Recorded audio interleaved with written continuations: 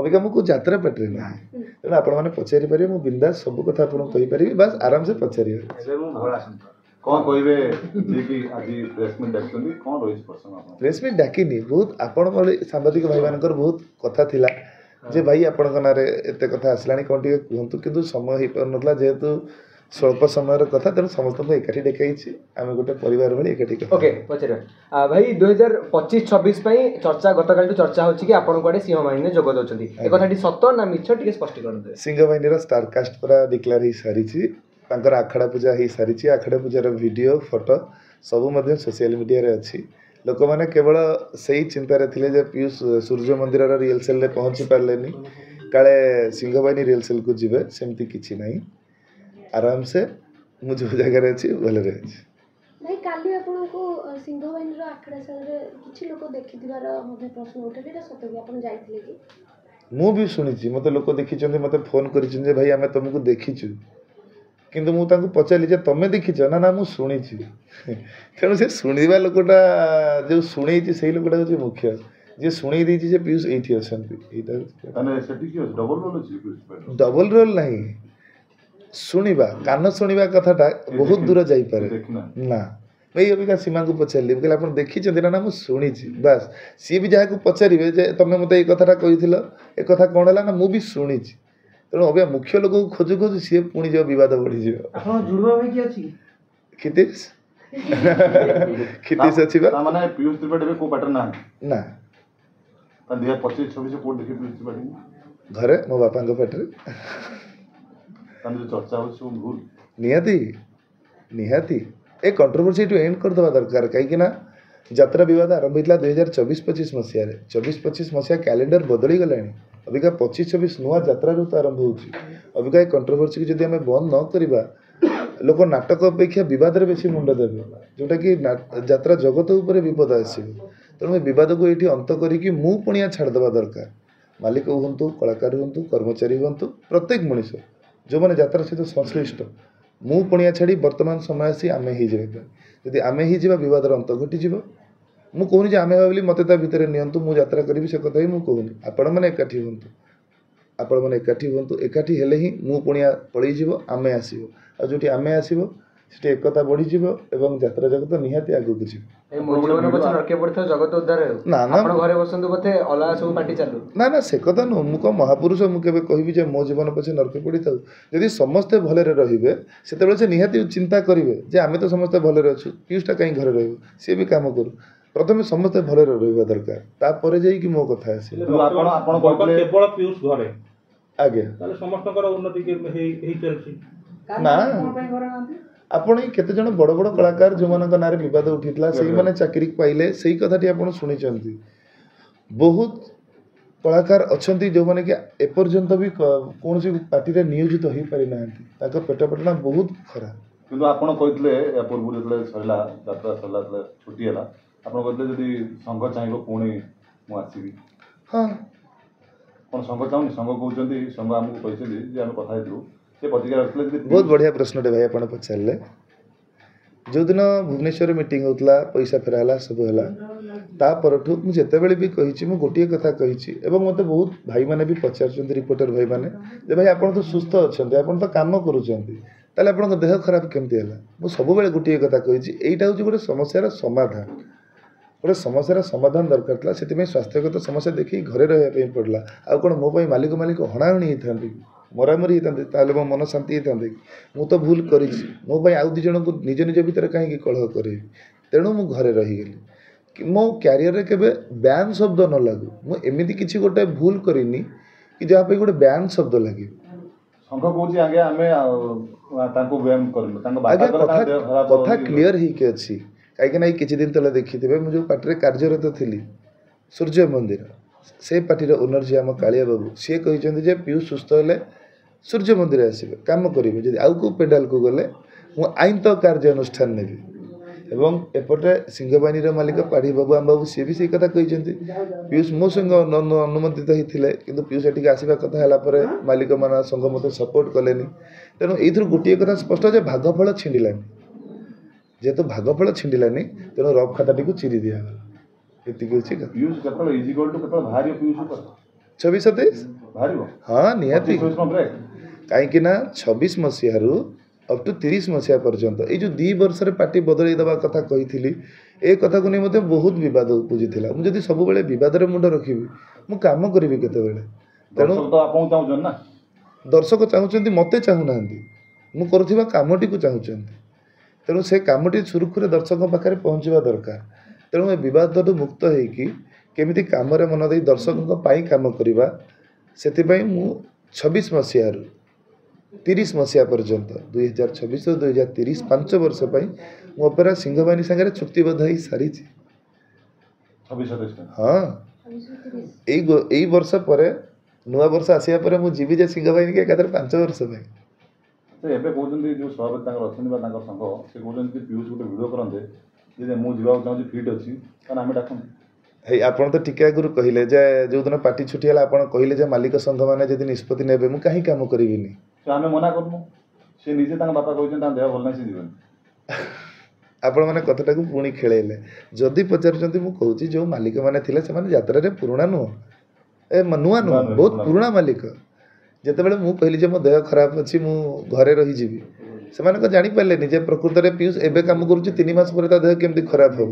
ନା, ଘଟଣା ସେୟା ନୁହଁ। ଅଭିମାନ ସମସ୍ୟାର ସମାଧାନ ଦରକାର ଥିଲା। ସେ ସମସ୍ୟାଟା ଛୋଟ ହେଲେ ବି ଗଣ୍ଠି ପଡ଼ି ପଡ଼ି ସେ ସୂତାଟା ଏତେ ମୋଟା ହେଇଯାଇଥିଲା, ତାର ଗୋଟେ ସମାଧାନ ଦରକାର ଥିଲା। ତେଣୁ ସମାଧାନ ହେଇଗଲା।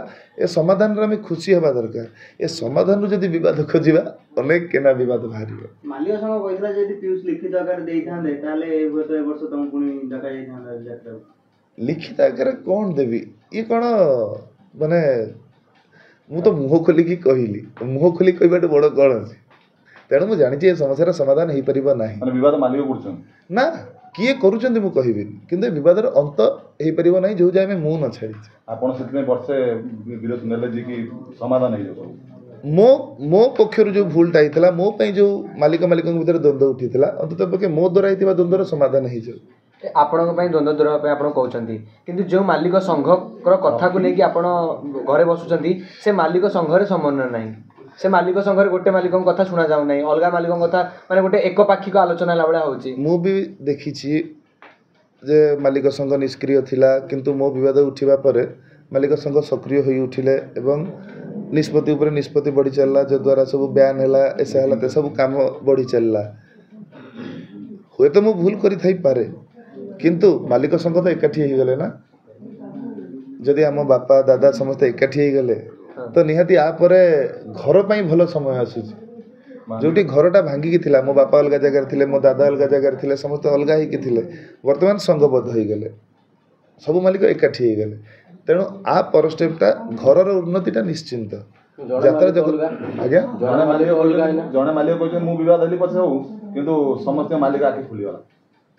ନିହାତି ନିହାତି ବିବାଦ ଦୁଇଟା ଜାଗାକୁ ନିଏ, ଗୋଟେ ନଷ୍ଟ ଦିଗକୁ ନିଏ, ଗୋଟେ ଭଲ ଦିଗକୁ ନିଏ।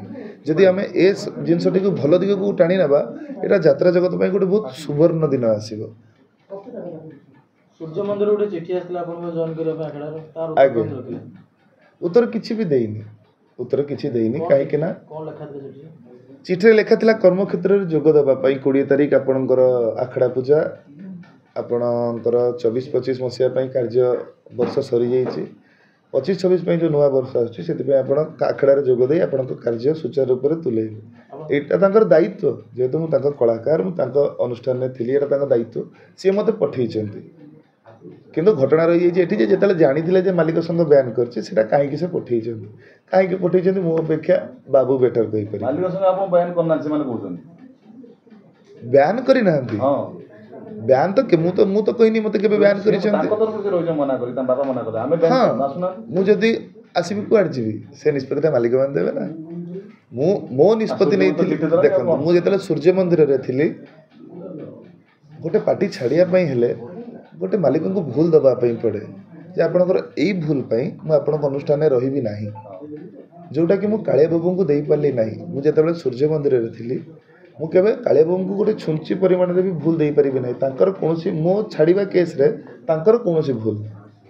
ମୋର ନିଜସ୍ୱ ଅଭିମାନ, ମୋର ନିଜସ୍ୱ କଥାକୁ ନେଇକି ମୁଁ ପାର୍ଟି ଛାଡ଼ିବା ପାଇଁ ଭାବିଲି। ଆଜ୍ଞା ନା, ଯାତ୍ରା ଜଗତ ଶୃଙ୍ଖଳିତ ହେବା ପାଇଁ ହେଲେ ମାଲିକ ସଂଘଙ୍କ ନିଷ୍ପତ୍ତିଟାକୁ ମାନି ନେବାକୁ ପଡ଼ିବ ଏବଂ ନିଜକୁ 26-27 ପାଇଁ ପ୍ରିପେୟାର କରିବା ପାଇଁ ପଡ଼ିବ। ଭାଇ ଯୋଉ ପାଢିଆ ଯୋଉ ଅଭିଯୋଗ ରଖିଥିଲେ ଯେ ମୋର ପିୟୁଷ ଏବେ ବି 50 ଲକ୍ଷ ଟଙ୍କା ବାକି ରଖିଛନ୍ତି 30 ଲକ୍ଷ ଟଙ୍କା ମୁଁ ସେୟା କଥା ଭାବୁଥିଲି ଏବେ ଯାଏ ସେ ପ୍ରଶ୍ନ ଆସିନି କ'ଣ ଆପଣ ଯେଉଁ ପ୍ରଶ୍ନ ପଚାରିଲେ ପାଢ଼ୀ ବାବୁ କହିଲେ ଯେ ଇନକ୍ୟାସ୍ ହେଇନି ଟଙ୍କା ଗାଡ଼ି ବି ପିୟୁଷଙ୍କ ପାଖରେ ଅଛି। ମୁଁ ଯେତେବେଳେ 5 ବର୍ଷ ପାଇଁ ଅନୁମୋଦିତ ହେଇଛି ତାର ତ ପୁଣି କିଛି ଅଗ୍ରିମ ଟଙ୍କା ଥିବ ନା ନାହିଁ। ତେଣୁ ଯେତେବେଳେ ମୁଁ 5 ବର୍ଷ ପାଇଁ ଅନୁମୋଦିତ ହେଇଛି ତ 5 ବର୍ଷ ଭିତରେ ହିଁ ଗାଡ଼ିର ଲୋନ୍ ସୁଝିଯିବ, 5 ବର୍ଷ ଭିତରେ ହିଁ ସବୁ କାମ ହେବ। ତ ମୁଁ କାହିଁକି ଗାଡ଼ି ପଇସା ଯଦି ବି ଆପଣ ମେଣ୍ଟି ହେଇଛନ୍ତି ଆଜ୍ଞା ଆଜ୍ଞା ତାହେଲେ ସୂର୍ଯ୍ୟ ମନ୍ଦିରର ପଇସା କ୍ଲିୟର। ଆଜ୍ଞା ମାନେ ଏବେ କିଛି ପିୟୁଷ ସହିତ କିଛି ସଂଘର କିଛି ଝାମେଲା ନାହିଁ। ମୋର ଆଗରୁ ବି ନଥିଲା। ଯେଉଁମାନେ ମାଲିକ ଯାହା ଯିଏ ଟଙ୍କା ଦେଲେ ମୁଁ ଘର ଚଳ ତାଙ୍କ ସାଙ୍ଗରେ ଝାମେଲା କାହିଁ କରିବି। ବାସ୍ ଆପୋଷ ବୁଝାମଣା ଯାହା ହେଇପାରିଲା ହେଇପାରିଲା, ଯେତେବେଳେ ନ ହେଇପାରିଲା ଆପଣ ଜାଣିଲେ ସେମିତି ତ ବଡ଼ ଲୋକଙ୍କୁ ଉତ୍ତର ନାହିଁ, ସ୍ୱର୍ଗକୁ ନିଶୁଣି ନାହିଁ। ତେଣୁ ନିଜେ ନୀରବ ରହିଯିବାଟା ବେଟର। ଲୋକେ ଦେଖିବେ ଆପଣ 26-27ରେ ନିହାତି ସିଂହ ବାହିନୀ ସିଂହ ବାହିନୀରେ ଗୋଟେ ବର୍ଷରେ ଯାତ୍ରାପାଟି ଆଜ୍ଞା ବନ୍ଦ ହେଇଯାଉଛି, ଆପଣ 5 ବର୍ଷ ପର୍ଯ୍ୟନ୍ତ କେମିତିକା ଗୋଟେ ରିସ୍କ ନେଲେ? କେମିତି ଏଗ୍ରିମେଣ୍ଟ କରିଛନ୍ତି 5 ବର୍ଷ ଯାଏଁ? କ'ଣ ଗ୍ୟାରେଣ୍ଟି ଅଛି 5 ବର୍ଷ ଯାଏଁ ପାର୍ଟି ରହିବ ବୋଲି? କାହିଁ ରହିବନି, ଯାତ୍ରାପାଟି ରହିବ। ଯଦି ମାଲିକ ଚେଞ୍ଜ ହେଇଯାଆନ୍ତି? ମାଲିକ ଜମା ବଦଳିବେନି, ମାଲିକ ଜମା ବଦଳିବେନି। ଯଦି ଆମେ ମାଲିକଙ୍କୁ ବଦଳାଇବା ପାଇଁ ଚେଷ୍ଟା କରିବା ମାଲିକ ବଦଳିଯିବେ। ଯଦି ଆମେ ସାମ୍ନା ଲୋକକୁ ଉତ୍ତମ ସମ୍ମାନ ଦେଇ ନିଜର ଯୋଗ୍ୟତା ବୁଝି ସେତିକି ଦୂରତା ରଖି ତାଙ୍କଠୁ ଆମେ ଉଚିତ ବାଟରେ ଯିବା, କେବେ କେଉଁ ଅନୁଷ୍ଠାନ ଭାଙ୍ଗିବନି। ଲସ୍ ହେଇପାରେ କିନ୍ତୁ କେଉଁ ଅନୁଷ୍ଠାନ କେବେ ଭାଙ୍ଗିବନି। କାହିଁକିନା ଯେଉଁ ମାଲିକ ଝାଳବୁଆ ଧନରେ ଅନୁଷ୍ଠାନଟିଏ କରିଛନ୍ତି 200 ପରିବାର ପାଇଁ, ସେ କେବେ ଚାହିଁବେ ଅନୁଷ୍ଠାନ ଭାଙ୍ଗିଯାଉ 200 ପରିବାର ଘରକୁ ଯାଆନ୍ତୁ ମୁଁ ନିନ୍ଦାର ପାତ୍ର ହୁଏ, ସେ କେବେ ଚାହିଁବେନି। ମାଲିକ ସବୁବେଳେ ଚାହିଁବେ ଆମର ପଛେ ଲସ୍ ହଉ 200 ପରିବାର ବଞ୍ଚନ୍ତୁ। ଏତେ ବିବାଦ ପରେ କେବେ ଚାହିଁଛନ୍ତି ପିୟୁଷ ମୋଡି ନିଜେ ପାର୍ଟି କରନ୍ତି ଚାନ୍ସ ଆଉ କାହିଁ ମାଲିକ ହୁଅନ୍ତି ଆଉ ଏଇ ମାଲିକ ସଂଘରେ ଇଏ କରନ୍ତିନି? ଚାନ୍ସ ନାହିଁ। କାହିଁକି? ମାଲିକ ହେବା ପାଇଁ ଗୋଟେ ସ୍ୱତନ୍ତ୍ର ଜିଲ୍ ଥାର, ଗୋଟେ ମନ ଭିତରେ ସେତିକି ଦମ୍ଭ ଥିବା ଦରକାର ଯେଉଁଟା ମୋ ଭିତରେ ନାହିଁ, ଯେଉଁଟାକି ମୋ ଭିତରେ ନାହିଁ। ତେଣୁ ମାଲିକ ନିଜେ ଯାତ୍ରା ମୁଁ ଦମ୍ଭିଲା ଜମା ନୁହଁ, ମୁଁ ଦମ୍ଭିଲା ଜମା ବି ନୁହଁ। ପଇସା ଅଛି ଆଜ୍ଞା ପଇସା ଅଛି, ଯାହା ପାଖରେ ପଇସା ଅଛି ସେ କ'ଣ ଦମ୍ଭିଲା? ନାଇଁ ପଇସା ଅଛି କିନ୍ତୁ ଦମ୍ଭିଲା ନୁହନ୍ତି ବୋଲି କରୁନାହାନ୍ତି। ଯାହା ପାଖରେ ପଇସା ଥାଏ ଯଦି ସିଏ ଦମ୍ଭିଲା ତାହେଲେ ଆମେ କହିବା ଯେ ପିୟୁଷ ତ୍ରିପାଠୀ ଦମ୍ଭିଲା। 3ଟା ବେଳେ ନ୍ୟୁଜ୍ ଲାଇଭ୍ ଅଛି। ଆଜ୍ଞା ଆଜ୍ଞା ଭାଇ ତାହେଲେ ବେଡ୍ ବୟ ଲେଖା ହେଉଛି ଗାଡ଼ିରେ, ଆଜ୍ଞା ପିୟୁଷ ଲେଖୁଛନ୍ତି କିନ୍ତୁ ହୃଦୟରେ କିନ୍ତୁ ଗୁଡ୍ ବୟ, ଯାହା ପ୍ରମାଣ କରେ ଆପଣ। ନାହିଁ ସେମିତି କିଛି ନାହିଁ। ବ୍ୟାଡ୍ ବୟ କାମ ବି ଚାଲେ, ତା ସାଙ୍ଗରେ ଯେଉଁଟା ଉଚିତ କଥା ବି କହିବା ପାଇଁ ପଡ଼େ। ଏଇ ତ ଜୀବନ। ଆଚ୍ଛା, ଏଇ ଯୋଉ ଗୋଟେ ବର୍ଷରେ ଏତେ ଜିନିଷରେ ଛନ୍ଦି ହେଲା ପରେ ବି ଆପଣ 5 ବର୍ଷ ପାଇଁ ଏଗ୍ରିମେଣ୍ଟ କେମିତି କରୁଛନ୍ତି? ଯଦି 5 ବର୍ଷରେ ପୁଣି ଆହୁରି ବଡ଼ ଇଏରେ ଛନ୍ଦି ହେବେନି ବୋଲି ଡର ଲାଗୁନି? ଛନ୍ଦି ହେବି ନାହିଁ ବୋଲି 5 ବର୍ଷ ଏଗ୍ରିମେଣ୍ଟ କଲି। କେମିତି କହିପାରିବେ? କାହିଁକି ଛନ୍ଦି ହେବି? ମୋର ଆଉ କେଉଁ ବାଟରୁ ପଇସା ଆଣିବାର ନାହିଁ, ମୋର ତ ଆଉ କେଉଁ ବାଟରୁ ପଇସା ଆଣିବାର ନାହିଁ। ଆଉ କେଉଁ ବିବାଦ ମୋତେ ଗୋଡ଼େଇବ? ଏଇ ପାଟରେ ରହିକି ଆଉ କେଉଁ ପାଟରୁ ପଇସା, ତୁଳସୀରେ ଥିଲି, ତୁଳସୀରୁ ଯେତେବେଳେ ସୂର୍ଯ୍ୟ ମନ୍ଦିର ଆସିଲି ପଇସା ନେଇକି, ସିଏ ଗୋଟେ ବିବାଦ ଗୋଡ଼େଇଥିଲା ସେତେବେଳେ। ହେଇ ପୁଣି ବର୍ଷେ ପରେ ଏଇ ବିବାଦ ଗୋଡ଼େଇଲା। ମୁଁ ଜାଣିଲି ଯେ ବିବାଦଟା ଏଇ ପାର୍ଟି ବଦଳାଇବାକୁ ନେଇକି ହେଉଛି। ତେଣୁ ଯଦି ପାର୍ଟି ବଦଳାଇବା ବନ୍ଦ କରିଦିଆଯିବ ହୁଏତ ବିବାଦ କିଛି ମାତ୍ରାରେ ଦୂରେଇ ଯିବ। ଆପଣ ଯଦି ଚାହିଁବେ ଯେ ବହୁତ ଦିନ ହେଲା ବିବାଦ ହେଇନି, ଗୋଟେ କ'ଣ ବିବାଦ ହଉ, ତ ନିହାତି ହେବ, ବିବାଦ ହେବନି କାହିଁକି? ଏବେ ତାହେଲେ ଚଳିବେ କେମିତି ପିୟୁଷ ତ୍ରିପାଠୀ? ଗୋଟେ କଳାକାରକୁ ଚଳିବା ପାଇଁ ବହୁତ ବାଟ ଅଛି। ଗୋଟେ କଳାକାର ଚାହିଁଲେ ବହୁତ ପନ୍ଥାରେ ବଞ୍ଚିପାରିବେ। ବର୍ଷେ ପର୍ଯ୍ୟନ୍ତ ଯାତ୍ରା ବନ୍ଦ କରିବେନି ଯାତ୍ରା, ଆଜ୍ଞା ତାହେଲେ ରୋଜଗାର ପନ୍ଥା କ'ଣ କି? ଅଛି, ରୋଜଗାର ପନ୍ଥା ନାହିଁ କାହିଁକି? 5 ବର୍ଷ ଭିତରେ ଆଉ କିଛି ଭୁଲ କରିବେନି?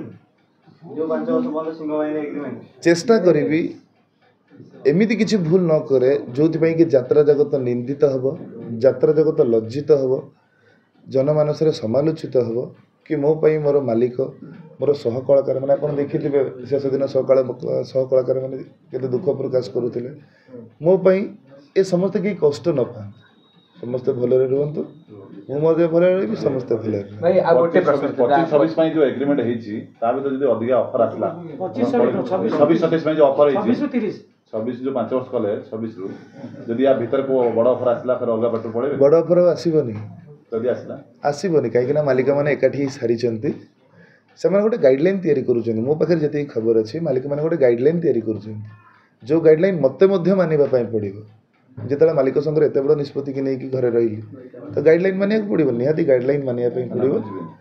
ନା ମୁଁ मोर सेमती किसी इश्यू भी नथिला सूर्य मंदिर छाड़िया गोटे छोटिया इश्यू जो भूलटा है से तो घरे रहीगली गोटे वर्ष सूर्य मंदिर काम कली गोटे वर्ष घरे रही 2 वर्ष कंप्लीट होगा तापर 5 वर्ष काम करी सिंह बाहिनी गोटे चलचित्र रावण जो अनुभव महांती थे आपड़ भी आसबार था ए से चलचित्र नहीं किसी आलोचना है वर्षे आप घरे बस बर्तमान से चलचित्र किसी काम हम कि से किसी आलोचना कले रावण बोली तो ना कौटी डिक्लेयर होनी जहाँ आम सोशल मीडिया चर्चा होता चर्चा को नहीं कौन अच्छी भाई सागर काम करी से हूँ मो भाग्य सेटा बापा बापा छात उपर रंग काम होती तो ऑब्वियसली खुशी ही थी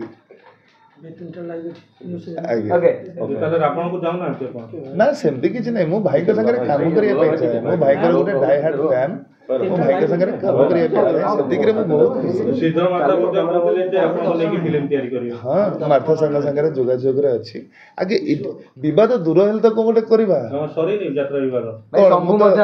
तो मोबाइल खोलिकी यूट्यूब खोला प्रथम मोरी फोटो यूट्यूब आज्ञा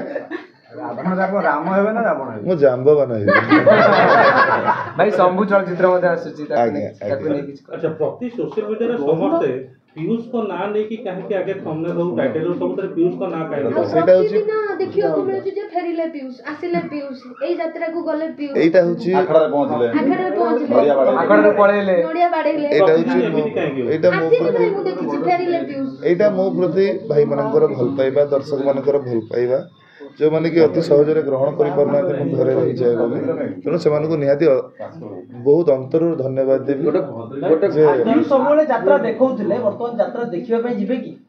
चेष्टा करी जेहेतु वर्षे घरे रही चेष्टा करी यात्रा देखा दर्शक निहाती सिंह मंदिर देखा जीव ना सूर्य मंदिर भी देखी सिंह बाहिनी भी देखी तुलसी देखी रंगमहल देखी